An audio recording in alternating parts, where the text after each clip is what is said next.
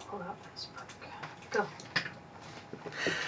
Hey everybody, welcome to J&J Acres and the Sunday Slowdown. This is our little corner of the homesteadnetwork.com. So if you're just finding the live feed and you're wondering what this is all about, we're a homesteading family with a little family farm. And if that's something that interests you, then stick around for the show. But make sure you head over to the homesteadnetwork.com and learn about all the other shows that are going on throughout the week. There's quite a few of them. So, I have got the team with me today. Daddy is not up to snuff. I hope that you can hear us all well. We did a little test earlier today, and this is the first time we've ever used the audio off of the webcam.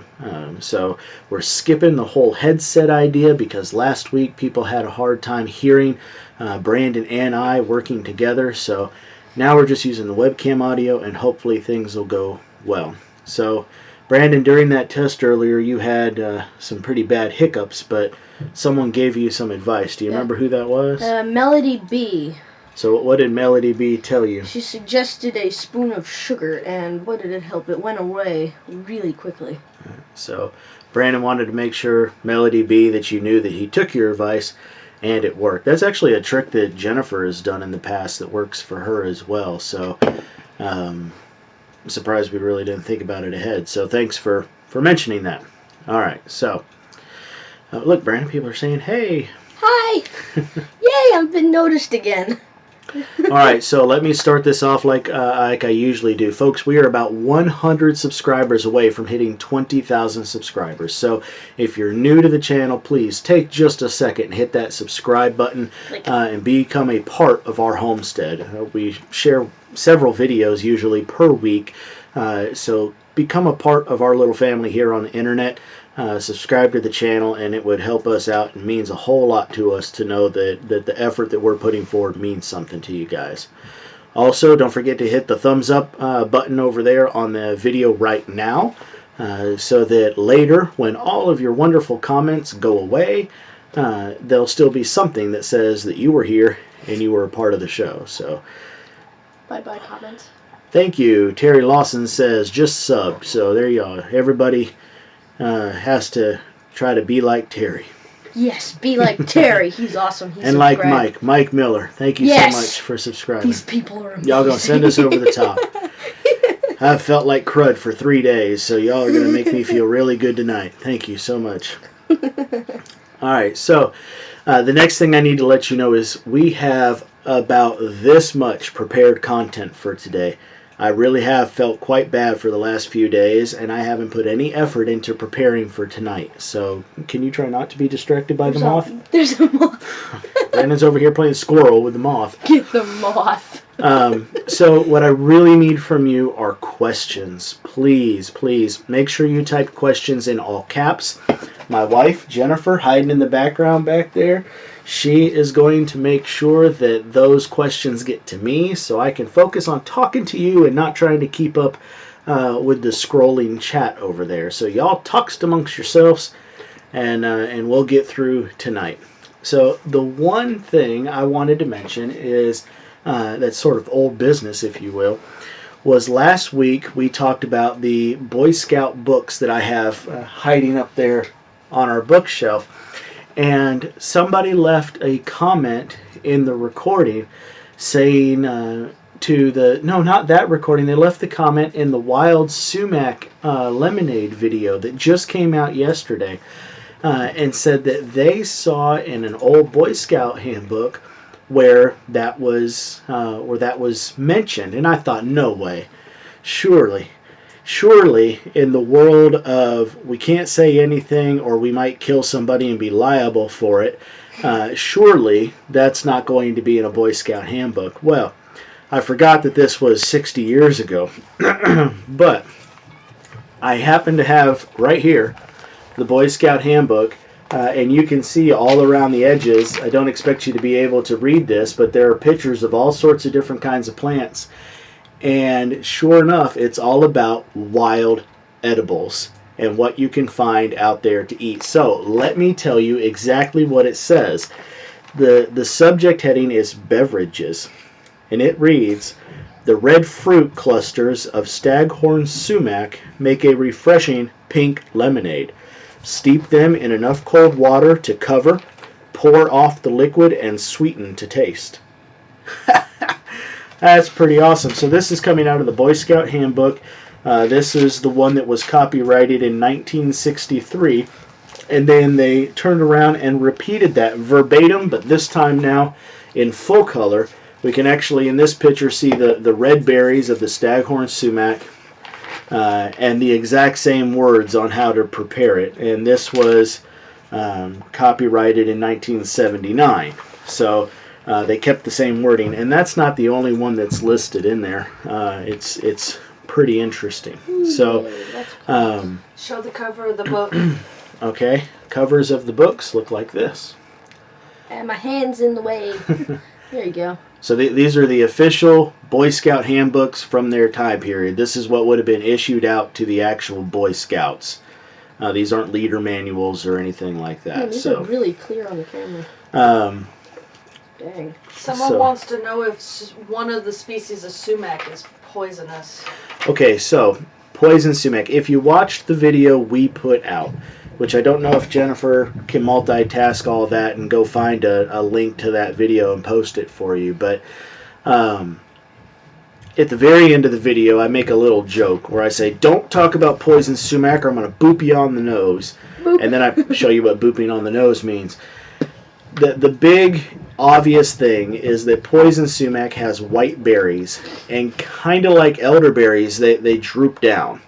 So if you're familiar with the Staghorn Sumac, the clusters of the berries are very erect. They stand straight up and it's obvious, whereas the white berries of the poison sumac are more loose and they droop over. And you have to find it in the wetlands. So we're talking about edges of swamps and things like that. I personally have never ever seen in person poison sumac, and I go out hunting sumac every year intentionally. So if you stay with the red berry clusters, the only thing that you need to check then is if you're actually eating sumac, because there are a couple other trees that look just a little bit like it. But once you see it for the first time, and somebody can say, yes, that's and I know the handbook here in Boy Scouts says Staghorn Sumac. That's a very popular wild cultivar that's through most of the mid-United States. Around here, we're more popular with smooth sumac or winged sumac, sometimes called dwarf wings sumac. Both of those still do the red berry clusters. It's just not as tight of a cluster as with staghorn. So any of those will work and not kill you, making a pink lemonade. So that's what you need to know about the sumac. Haven't we actually been to a swamp before? It was like over a bridge and there was a gator in there. We went to a swamp on the Natchez Trace when we took our family vacation for that, and we ran like the dickens to get away from the hordes of mosquitoes that were tearing us to pieces. Good heavens, we had bumps for days. That was horrible. A couple years ago, we took okay, that's what you got to tone down, okay? Sorry, I probably broke someone's ears already. We took a family vacation, not this summer, but last summer, and we did the entire Natchez Trace, which is a national park that goes from Pennsylvania, or not Pennsylvania, where did Pennsylvania come from? I don't know. From South Mississippi, clips a corner of Alabama and into Tennessee. And along that, we stopped at many of the stops, and one was specifically a swamp, and I tell you, it was a fresh mosquito hatching. It was the worst thing ever. Yeah. Anyway, so much bug spray on it that didn't care. I am going to get to your questions. I want to talk about what's in this Boy Scout handbook just a little bit longer, and then use your questions to help fill in the rest of the show. So what I think is really interesting about this, and I mentioned it last week, is that so many things that today get classified as being on a survivalist webpage or on a prepper webpage or a homesteader's webpage or whatever are in these books. This is just stuff they taught boys, and I'm sure girls as well, but I was in the Boy Scouts, so this is what I can speak to. and I think it's really interesting. So here, for example, the title of this entire section is Wild Edible Plants. Yeah. That's the whole thing there, wild edible plants. And so it starts off, I'm going to read a little bit of this to you. It says, in addition to the foodstuffs you bring from home, you may be able to use foodstuffs that nature provides. It is a lot of fun to try and live off the land, making a meal of the fish you catch and the edible wild plants you find around camp. And then it gives you a little activity here. It says, find at least 4 different edible wild greens, roots, or fruits. Tell what they are and how to prepare them for eating. And then it gives you subcategories. So now this is kind of like your Betty Crocker cookbook. We're going to start breaking this down into classes of food. And the first thing here is salads and greens. It says the woods and the fields are full of wild materials for salads and leafy green vegetables. Watercress and sheep sorrel can be eaten raw. Other greens need to be cooked. In the spring, cut the shoots of pokeweed and common milkweed when they are just a few inches high. Boil them in enough water to cover. I'm going to pause here for a second and tell you, I've had a lot of folks tell me that they like poke salad or pokeweed or whatever. And I got to tell you, for the plethora of other things that are out there to eat, it's just going to have to be about the last thing. There's no other option that I've got to take the time to boil the water, boil the leaves, drain the water, boil the leaves again, and keep changing out the water just so that the leaf is edible. It is such a long cycle. There comes a limit in my mind on what is considered edible, and I think when you have to boil something several changes of water, to me that starts to get on the gray line of whether it's edible or not. Okay, I digress. When almost done, pour off the water, pour in fresh water, and boil again until tender. Serve like asparagus. The same method of boiling in 2 changes of water is used for the tender crops of lamb's quarters and stinging nettle, the young stems and leaves of marsh marigold and purslane, the young leaves of curled dock, black mustard, chicory, and dandelion. If you can't find enough of one variety, mix several varieties. So look, just in this one section, how many things that we've touched on that get praise and highlight in the kind of realms that I'm talking about today with homesteading, prepping, and survivalism, like dandelion. I mean, if I had a nickel for every dandelion meme I see in the summer and talking about eating the weeds, I mean, or purslane, when that starts to come out real well, everybody loves to share a picture of purslane growing in their yard and talking about the wild edibles that are growing there. And so these are the things that years and years ago were common knowledge, and we're teaching it to 10, 12-year-old boys. But today are the things of Facebook memes. And I think that's just really interesting. Now here's this next section has got another one that really catches my attention. It's got a plant listed in here that gets all the world rage in things like permaculture and is starting to kind of trickle over into survivalism and all these other kind of things. But one of those things where you don't ever hear about it, and then when you do, you think it's like a niche thing. Well, I'm here to read it for you that it wasn't a niche thing. People have been using it for years. So this is edible roots and tubers. The crisp roots of Indian cucumber can be munched as is. They have a pleasant cucumbery flavor. You'll get plenty of nourishment from the roots or tubers of arrowhead, cattail, prairie apple, ground nut, hog peanut. I should mention here ground nut. I had a viewer contact me back in spring and gave me a bucket full of ground nut that they were growing on their property. So now we have a patch outside here trying to go ground nut. So I look forward to trying that myself. Okay, here we go. I'm getting to the one that you should recognize. Hog peanut, wild potato vine, Jerusalem artichoke. I've heard of an artichoke. Chufa grass and the first year roots of burdock and evening primrose dug up in the fall. In a pinch, they can be peeled and eaten raw, but are better boiled and roasted in the coals of your fire. For roasting, first wrap the roots in several layers of large leaves and have been soaked in water. The wet leaves will first steam the roots. Then as the leaves dry out, the roots will be roasted. So, Jerusalem artichoke was the one I was trying to gear you towards there. And I think it's interesting how it's like this big survivalist food, something you can have out in your yard and it always grows and you always have food. And here we are telling little boys to look out for it as a food. So I think that's kind of cool. So the beverages section starts off, like I told you before, about the sumac, and then it says, you can make a pleasant hot tea by pouring boiling water over the leaves of spearmint, peppermint, wild bergamot, over the flowers of elderberry and basswood, I don't know how you say that, and over the twigs of spice bush. Spice bush. I don't know what spice bush is. That sounds kind of good. It sounds good. Makes me think it's like chai tea flavor, just hearing the word of it. Let's go over there and get some. We need some spice bush. Spice bush. It's fun to say. Tea may also be made on the dried leaves of wild strawberry, sweetbriar, black birch, wintergreen, and wintergreen. An aromatic tea can be brewed on shredded dry root bark of sassafras. Sassafras twigs and leaves can also be used, but the tea will be somewhat slimy. Ew. Gross. Slimy tea don't do it for me, folks. No, moving on.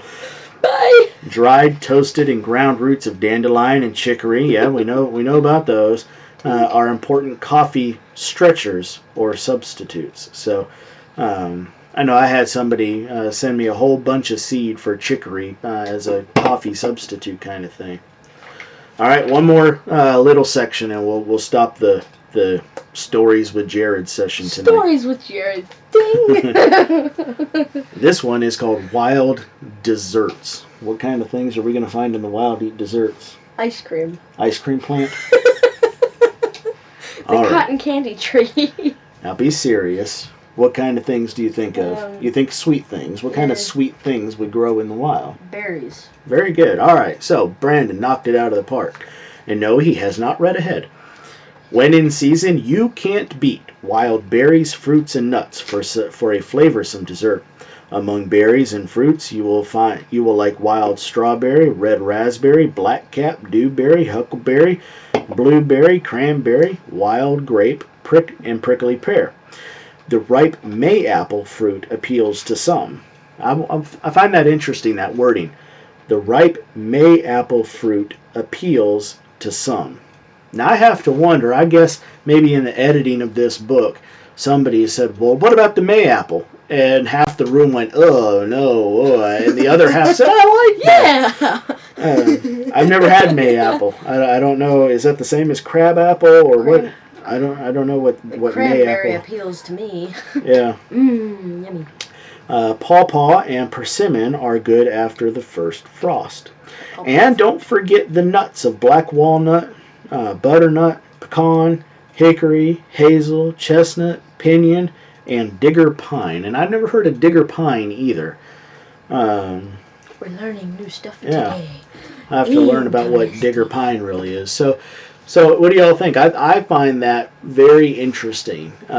Just there in 2 short pages, all this stuff that we're teaching, or at least were, I don't know if it's in today's curriculum, but things we were teaching Boy Scouts, and that wasn't even in like a survivalist merit badge thing. That's just part of the regular handbook for being a Boy Scout. So I think that's pretty neat.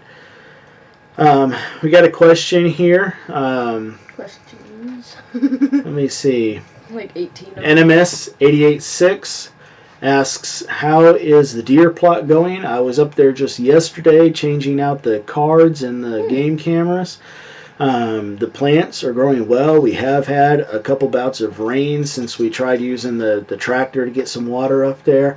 The deer do appear to be very hungry. There's very little Milo. Very little Milo left on the ground, which I guess is good. And they're nipping at the fresh forage that is growing, all the clovers and the brassicas and things that were planted back there. So really at this point I'm hoping that they will get their fill enough that the plants can grow and survive, because I'm half worried they're going to come in there and eat all of the first leaves off and the plant's not even going to be able to put on true leaves. So Poor plant. that was kind of like the reason number 2 for putting down the Milo, not just because that one deer looked a little scrawny and to give her some extra food, but also to distract them from the rest of the plants that were growing. And I think that's actually working.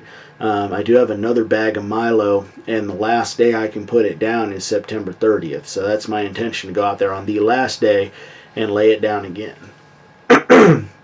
Folks, I apologize if I told you at the very beginning I haven't felt well the last 3 days. If I have to skip out and Brandon has to entertain you, Brandon, you understand the questions are over here.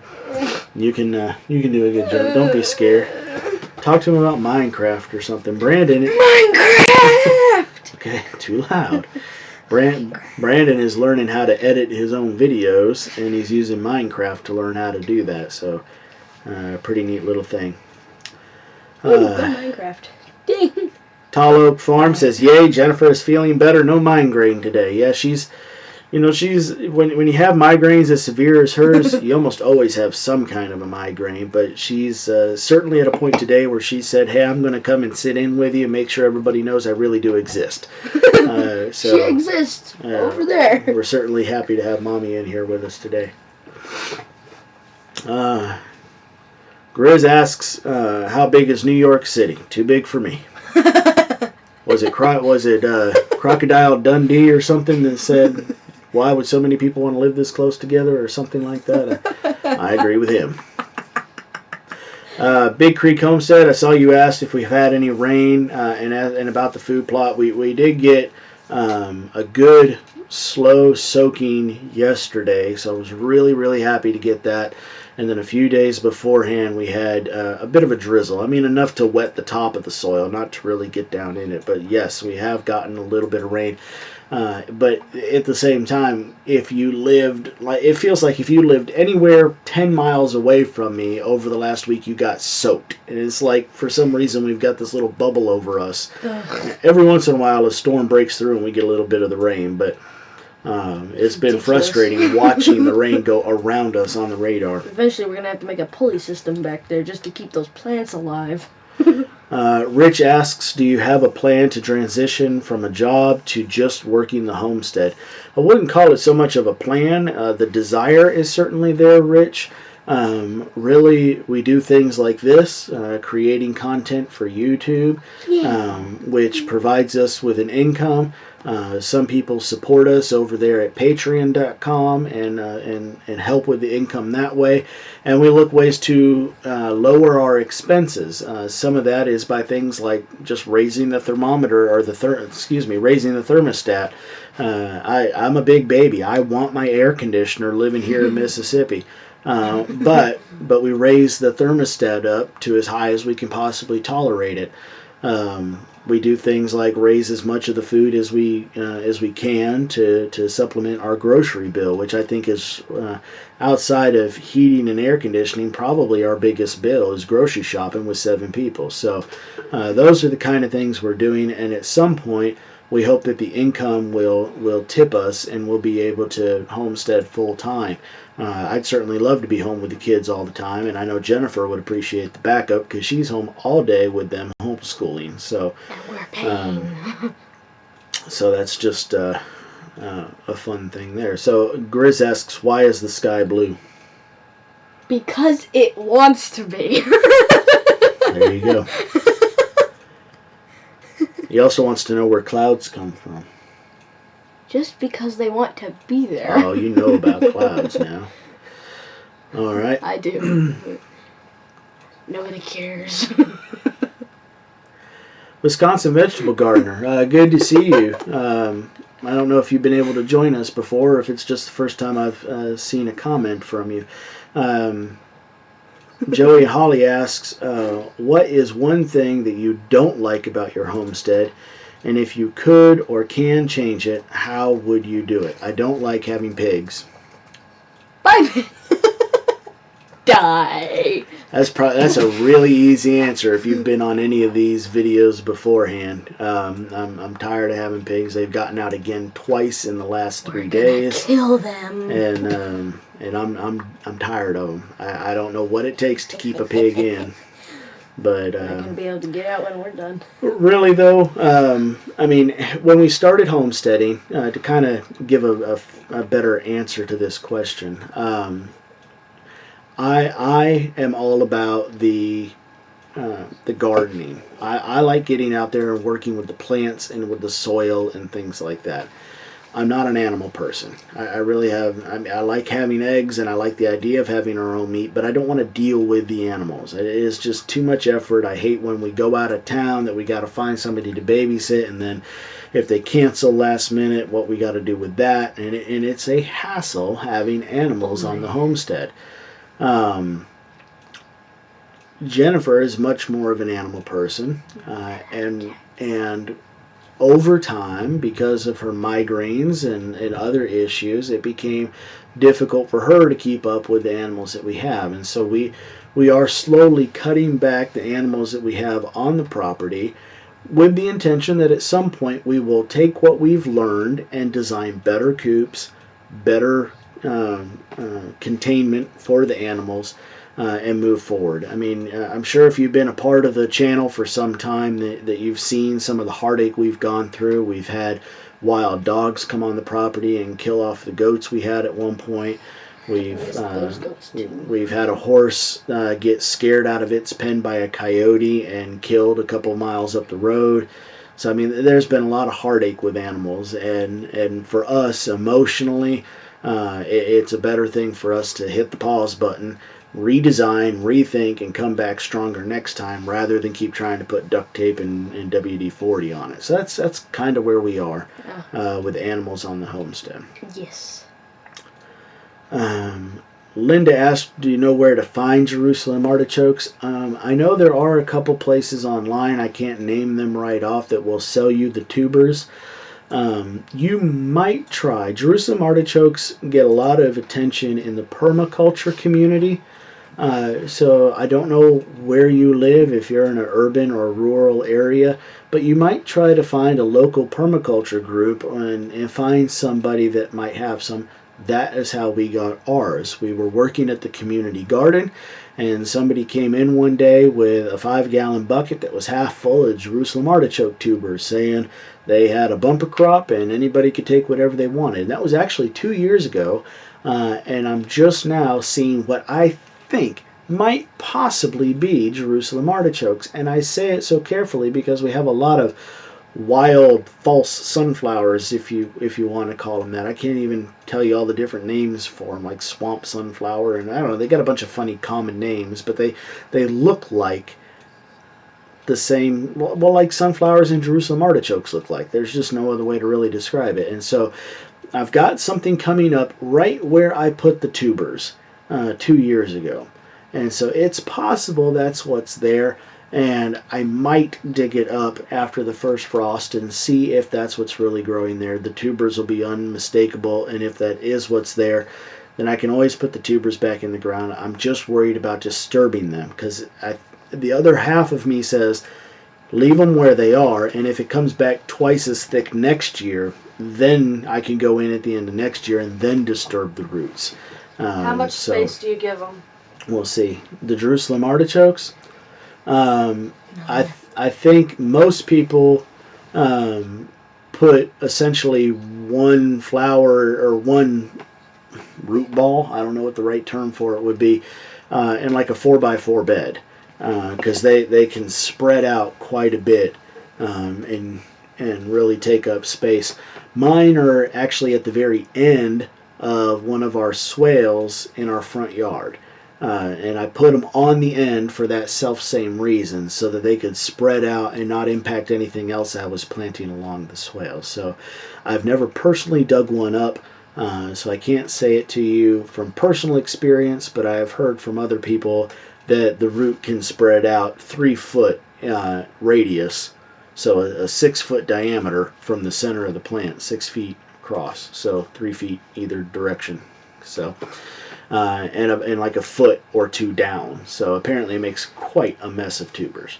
And for what it's worth, if you're interested in getting involved in them, and I cannot give you botanical names off the top of my head right now, but research into them. There are different cultivars. Some do well in different areas, or do better in areas than others, and some of them have a smoother surface to them, while others are more knobby.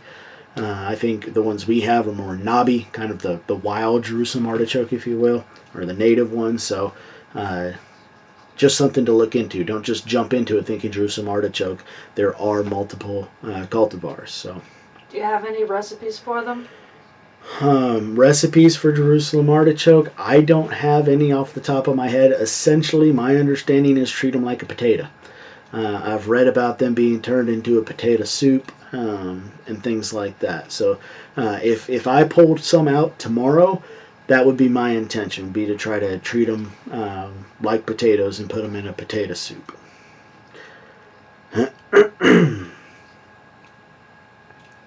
Let's see.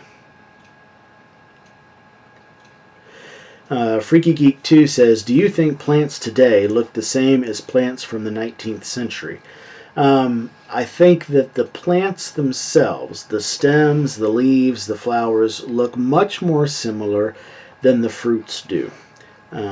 We have selectively bred for bigger fruits, fleshier fruits, more colorful fruits, less seeded fruits, and things like that. So I think the fruits have changed, but the plants themselves not nearly as much.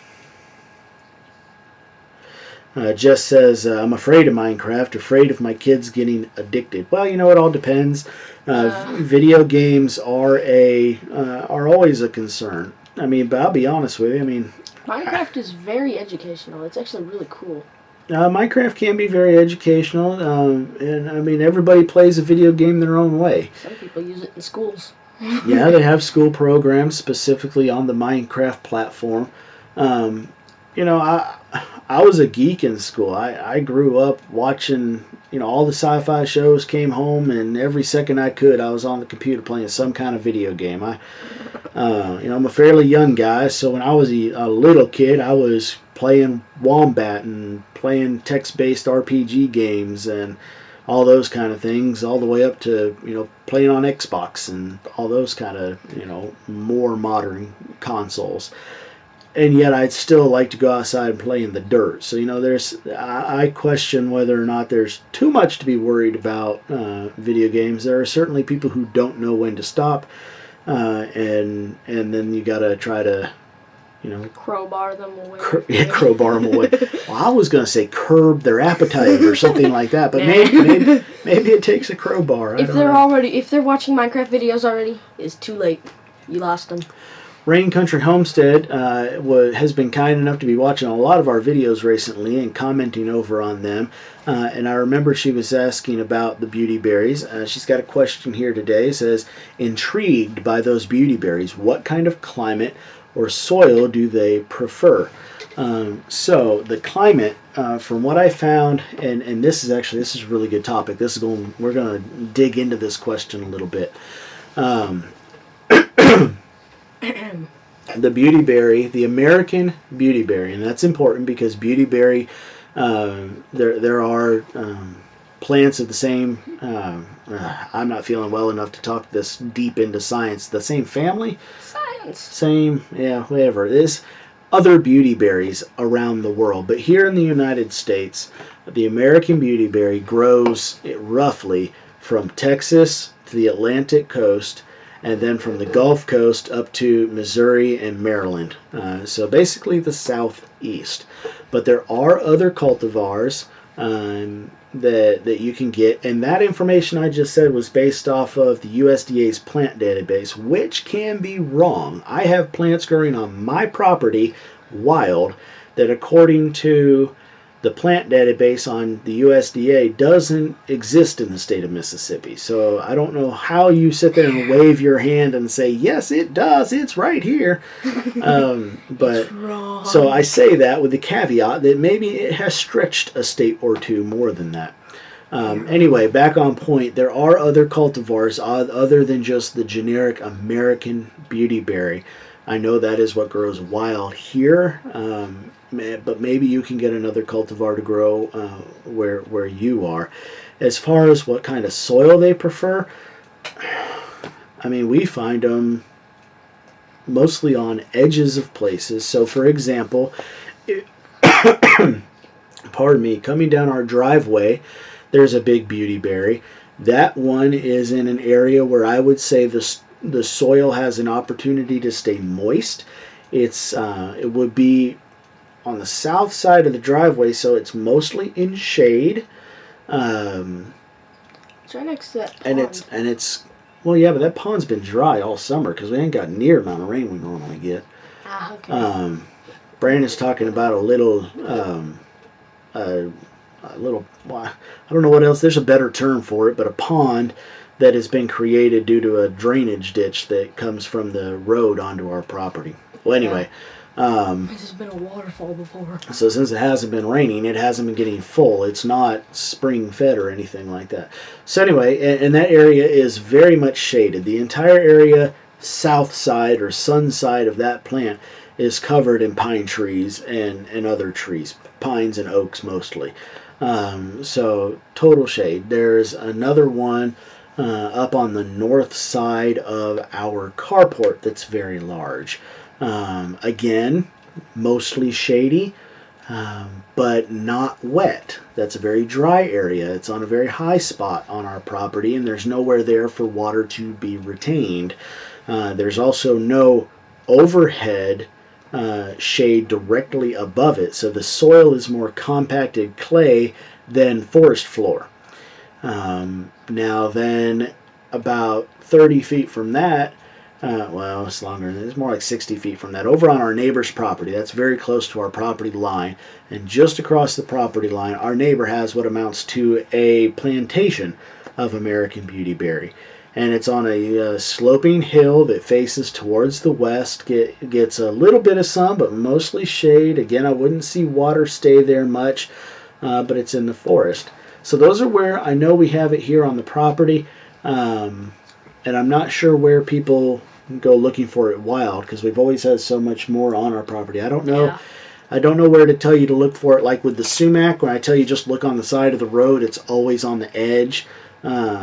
I've seen these mixed into woods, shady areas, part sun areas, and things like that. So I would say, since these are piney forests, maybe a little bit on the acidity side of soil. Our soil is very clay-y once you get about 3 inches down, but the top 3 inches is very sandy. So I hope that gives you something to go off of. When you take a dirt sample 6 inches down and you mix it all up and you turn it into the soil conservation folks, they tell you I have sandy loam.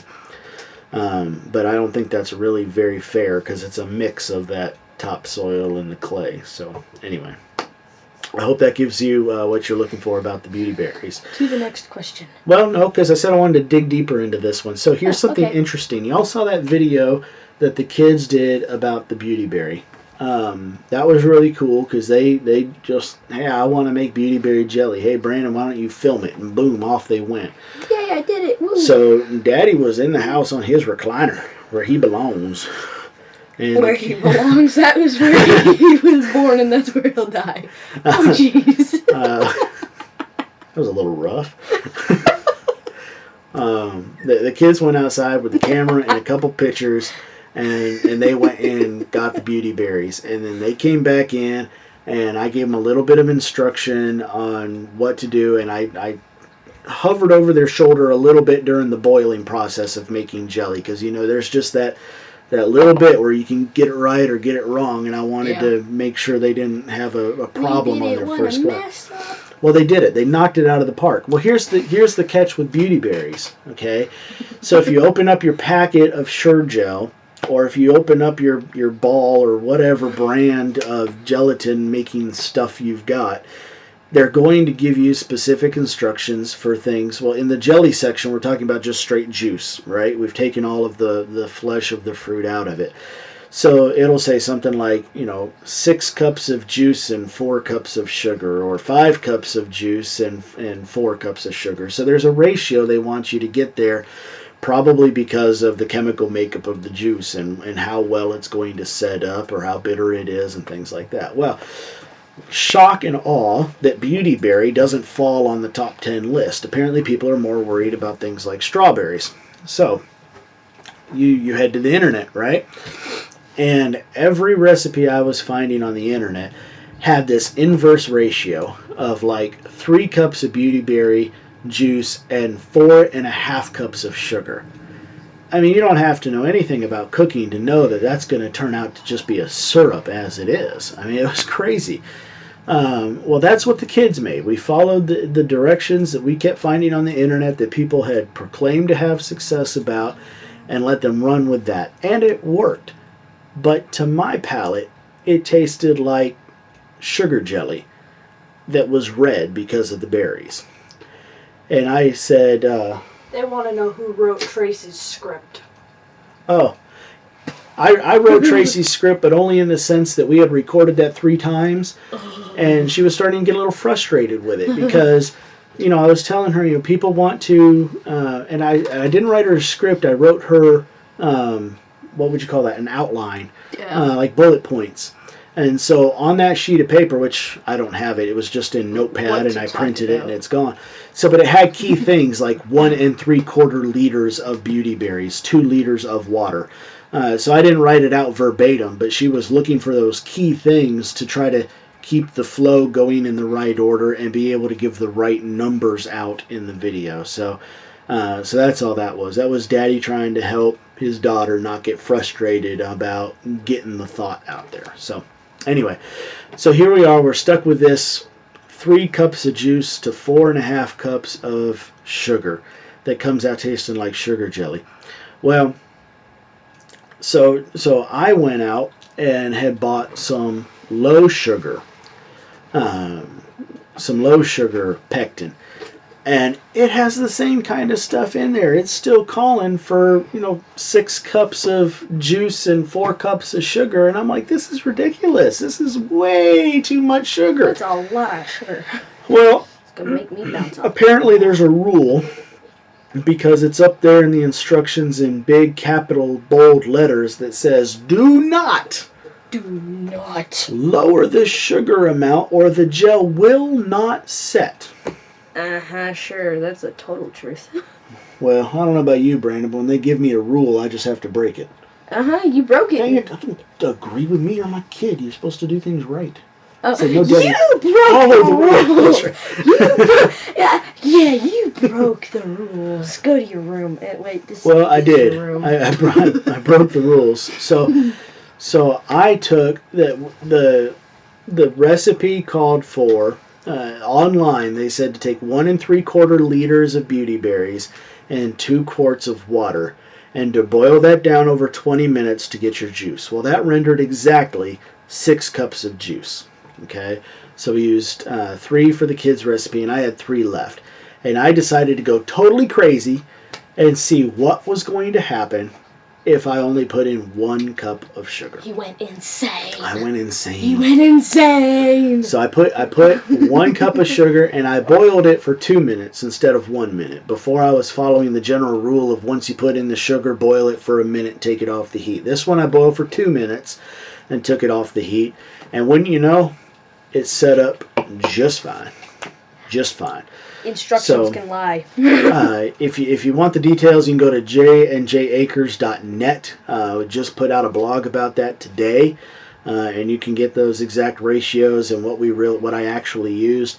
The things to note in using less sugar: you will get less yield. Okay, I mean, it's common sense. You put in 6 cups of juice and 4 cups of sugar, you get more than if you put in 6 cups of juice and 1 cup of sugar. So it's just yield is lower. So we're on one hand, it basically halved it. The kids got 8 jars, or what amounted to 8 cups, We have a lot of and I only got 4 jars. 4 cups. So, I mean, it makes sense, okay? 3 cups of juice, 1 cup of water. I got 4 cups of jelly. It's fairly basic. Basic.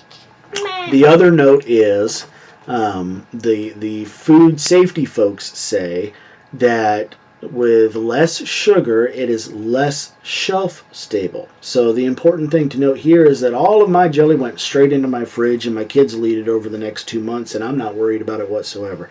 I say to kids, I've been enjoying it myself. Yeah, he's a kid too. Yeah. Just don't let the looks fool you.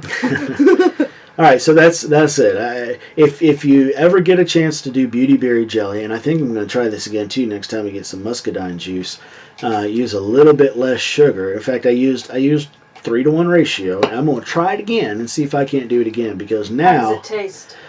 the beauty berry, the best way I can explain it is it has and I hate, because I'm going to start sounding like a foodie, and it's probably like I watch Food Network too much or something like that, but it has a floral tone to it, with a little bit of a fruit that is unique, because, I mean, how do you tell somebody how the difference between an apple and a peach tastes? I mean, it's just different. It tastes like an apple. It tastes like a peach. How do you explain it? But it's a floral sort of flavor. I don't know. I really like it. I think it's really good. And because it grows wild, I've got to do nothing but go spend 15 minutes plucking berries off of a bush. And the wildlife, it is so prevalent that the wildlife doesn't take very much of it. We can get out to it before they decimate it, and we can get what we need, and there's still plenty for the wildlife. So that's probably the best way I can describe it. So anyway, a little trick for you there. Thank you for the beauty berry question. I wanted to talk about that jelly. Well, I guess this isn't a question, it's more of a statement, but maybe. What, you talking to me, or are you you're trying to read ahead? I'm talking about that. Yeah, Ava is mentioning that Jennifer homeschools with migraines. Wow. Yeah. You know, Powerful person right there. well, but I think the other side of it is to give Brandon and the other children their due is, if you raise your kids to take some responsibility, that you get help around the homestead. I mean, don't get me wrong, there's plenty of times where it's micromanaging or bust, but there's plenty of other times where it can be, Brandon, Mommy doesn't feel very good today, I need you to help run the house. And still the chores get done, and okay, maybe homeschooling today wasn't as good as it would have been, with Mommy helping with the details and the more mundane things of schooling. But the household runs, so I mean, which then I think just builds into a skill set so that they can run their households later on. And Brandon, what have I told you about when you turn 18?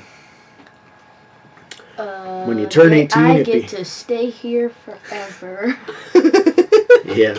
No, what I tell them is when you turn 18, it becomes trespassing. Oh, no. So, like, the day I turn 18 in the morning, they're going to, like, put me on the other side of the road. Not they, me. Not they, me. You? Yeah. You, help me! Teresa asks, Jen, do you take anything for your migraines? Like maybe Max Halt or those Botox shots. Shots are not for me, but I do take Max Halt. So Jennifer's migraines are connected to her military service. So she does visit the VA hospital for that. We know of a few things that trigger her migraines. Like if she gets an allergy attack, it's guaranteed she's going to have a migraine, a debilitating migraine from that. Other times it's out of nowhere. We can literally be having a perfect day, and 5 minutes later she's in bed with an ice pack and on medicine. So it can just it can get pretty bad pretty quick and without any warning. So she is on some medicines. I can't. She's tried about every darn thing in the book, but not the shots for her either. It's sad. It is sad. It's so a terrible sad. thing. No migraines for her. So, Rusty Akers asks, how long have you been homesteading? Rusty, we have lived on this property since 2009. We bought this property specifically because we did not want to live inside the city limits when we wanted to be away from the city lights. So we wanted to be able to do whatever we wanted to do. We wanted to have fall under the county ordinances and not the city ordinances, and to not have lights drowning out the stars. Pretty stars. We had no intention to move here and homestead or have gardens or be sustainable or all those kind of things. That were things that we learned afterwards. So it wasn't too long. I mean, we had chickens on the property before we had a driveway. You can go watch the time lapse of our house actually being installed over on the YouTube channel. So if you just do a search on our channel for time lapse, there's only a couple of them, and you'll see the one where the house gets installed, and you can laugh as you see chickens on the house and then a driveway get installed. So Chickens. And as far as tips for up and coming homesteaders, I mean, this is the same thing you always hear. And I mean, if you can't hear it 1,000 times and you still dismiss it, well, you're going to have problems. You've got to start small. Yeah, you've got to make sure you have the horse in front of the cart. Really small. Like our problems with housing animals. I would tell you, if you had to spend 2 seasons getting a coop and a run set up or whatever fencing you need for whatever livestock you want, and then get the livestock. Don't get any kind of livestock and think, well, I can house it temporarily in this and I'll get better. No. It's not going to happen, because then you start spending money on that livestock. You start getting distracted by other projects or whatever else, and your animals still keep living in this rundown thing you tried to throw together, and it'll frustrate you. I think it's much better to set things up first and then bring in the livestock. Personal opinion, but there you are. As far as growing things goes, the advice I give everybody is to get it out of your head how much you have to grow to live off of. That is the wrong first question. The first question you've got to ask yourself is, what am I actually going to eat? Period. Start right there. Find one thing that you would actually like to eat straight out of a garden and grow that one thing. Maybe that one thing is a simple lettuce. Maybe that one thing, I don't know. Broccoli. Maybe it's a tomato. Maybe you got to have a fresh tomato. Or whatever it is. But grow that one thing. And I don't mean sit there and say, well, I would like to have a fresh salad, so let me try 3 kinds of lettuce, 2 kinds of tomatoes. I need some chickens for some egg on the side. No, stop. You went too far. Too far. Pick one Slow thing. down, horsey. Pick just one thing and grow it. And the reason why is the confidence and the experience of it. You need to be able to come back and say, okay, I chose lettuce. I grew this lettuce, and it's perfect, because also growing one thing means you could be just about anywhere, any kind of space anywhere. You can grow one plant of something, but you grow it, and if it fails, so what? It was one plant. Oh man, it was probably bad seed. Forget about it. Try it again. Okay? Forget about it. Forget about it. But if you sit there and you plant cucumbers and tomatoes and 3 kinds of lettuce and whatever else, and the whole thing fails, and it's the first time you try growing something, you're going to convince yourself that you have a black thumb and you can't grow. Far as you know, being a brand new gardener, it was something wrong in the soil that you used, climate problems that year. Maybe there was a blight that got on you don't know, because you're brand new at it. So don't put yourself in that situation. The first thing you do is grow one plant and let it grow and eat it, and then say, ha, I did it. I grew that one. Now let me pro. try this next. So that's what I think you need to do. All right, Songbird with a bunch of 7s asks, where is J&J Acres from? It's a lot of 7s. Well, where we currently are is in Tumsuba, Mississippi, which is right near the Alabama-Mississippi border along Interstate 20. Where we are from is a much bigger question, because Jennifer's from California and I'm from everywhere. I was born in Georgia. My parents moved to California, upstate New York, North Carolina, Virginia. Jennifer and I met in the military. We moved to Colorado, and then we moved to Mississippi. I was born in there. So where are we from is a very long question. Where we are now is simply Tumsuba, Mississippi. We are here. And lastly, with the time we've got left here, Courtney Genter asks, any bee updates? Courtney, what I can tell you is they're flying around really well. They're really enjoying the bee watering pond. You'll get an update on that next week. The video's already been compiled and is just sitting there hiding away on YouTube, waiting for you guys to watch it next week. Just wait, be patient. So the bees are using that. I am not disturbing them right now because all of our goldenrod is starting to bloom. So right now is the time, in my opinion, for me to sit back, let them work undisturbed and rake in the honey.